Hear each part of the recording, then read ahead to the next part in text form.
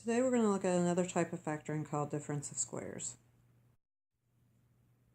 When we talk about difference of squares, we're going to be looking at a two-term polynomial that has a difference, which means there's a subtraction sign, and has perfect squares, so numbers that we can take square roots of.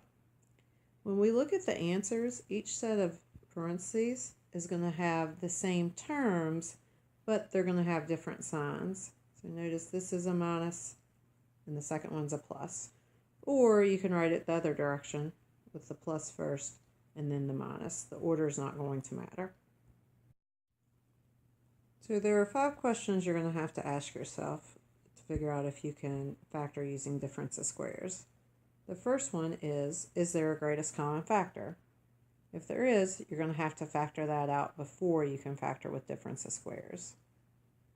Then you're going to ask yourself if there are 2 terms. This only works when you have 2 terms. You're going to ask yourself, is the first term a perfect square? So can you take the square root of that number and get a whole number?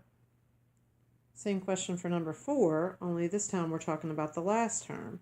So is the last term a perfect square? Can you take the square root of that number and get a whole number? And lastly, is there a subtraction sign? That's where the difference comes from. Difference means subtraction. If you can answer all 5 of these questions, that means you're going to be able to factor using difference of squares.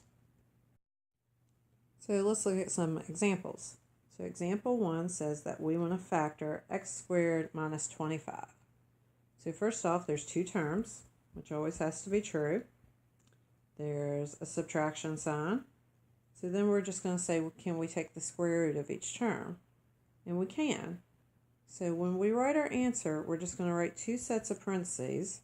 And we're going to say, well, what's the square root of x squared? Which is just x. When you have a variable with an exponent, you're taking half of the exponent. So half of 2 is just a single x. Then you're going to look at the second term, which is 25. Can we take the square root of 25? Which we can, which is 5. So that's going to be our second term in each set of parentheses. Then our signs are just going to be one's a minus and one's a plus. And that's our answer. The quantity of x minus 5 times the quantity of x plus 5.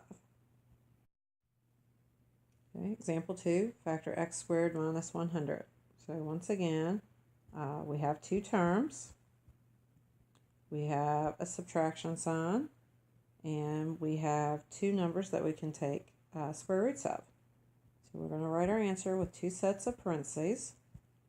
We're going to start with the first term and say the square root of x squared. When you take the square root of a variable with the exponent, you just take half the exponent.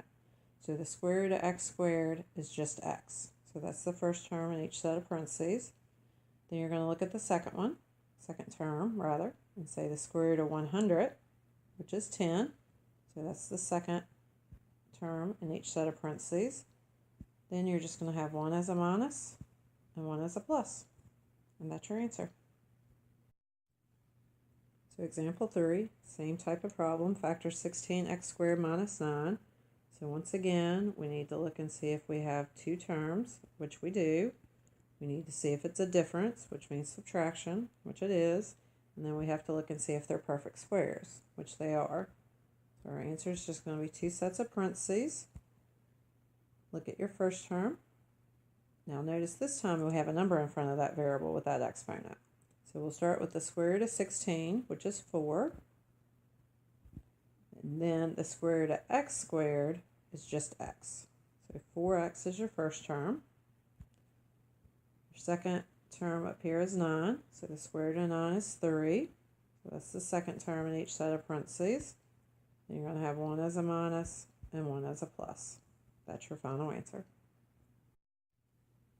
So example 4 says to factor 8x squared minus 50. So we do have 2 terms. We do have a difference, which is the subtraction. But notice these aren't perfect squares. You can't take the square root of 8 and you can't take the square root of 50, which means there's probably a greatest common factor on this one. So we're going to start with greatest common factor. So we need the greatest common factor for 8 and 50, which is 2. So we're going to factor this 2 out first. We're going to say 8 divided by 2 is 4. Then bring down that x squared. We're going to say 50 divided by 2 is negative 50 rather, divided by 2 is negative 25. Now we're going to look at just what's inside the parentheses. This part is difference of squares. We have two terms. We have a difference, which is a subtraction, and we can take the square root of both of those. So we're going to have our two sets of parentheses. Then we're going to look at the first term, which was 4x squared. Square root of 4 is 2. Square root of x squared is x. The first term in each one is just 2x. Then we're going to look at the second term in the parentheses, which was 25. Square root of 25 is 5. That's our second term. Then we're going to have different signs, one as a minus, one as a plus. But notice this one we had this greatest common factor, so we have to bring that down in front. That's our final answer.